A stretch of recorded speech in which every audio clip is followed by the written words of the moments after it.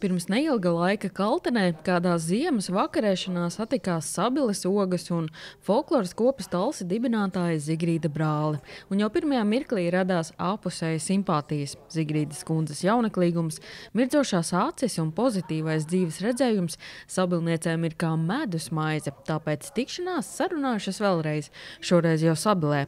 Un acīm redzams, ka visas ir uz viena viļņa. Zigrīdas kundzei ir super humors, kas arī mums tā kā piemīt, un viņas valoda un tā dzīves gudrība. Tas ir tāds apliecinājums, ka vajag tikties ar šādiem cilvēkiem, kas daudz zina, kas var stāstīt atmiņu stāstus, kas var padziedāt, rotaļas pamācīt, un viņi tiešām ir vesela bagātība.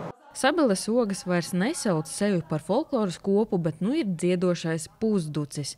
Viņas priecājas, ka šoreiz Zigrīdas kundze iemāca rozā polku, kas pierakstīta Sabilē.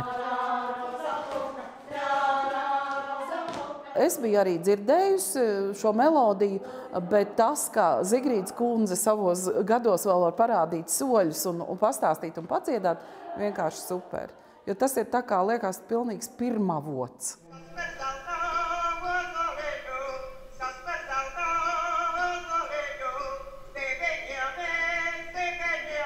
Zigrīda Brāle savu mūža vākumu jau atdāvinājusi Laucienas folkloras kopai Treiteka, ko vada viņas vedekle, tāpēc Sabiles Ogām daudz informācijas vēl jāmeklē pašām.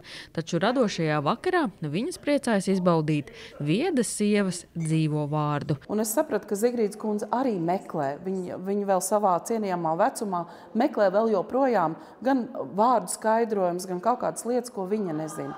Un tas ir tāds pamudinājums jebkuram cilvēkam meklēt, atrast un tiešām gūt to meklēšanas prieku, to atradēju prieku. Sanita Liepiņa, Terēze Matisone, TV9 Pakalni.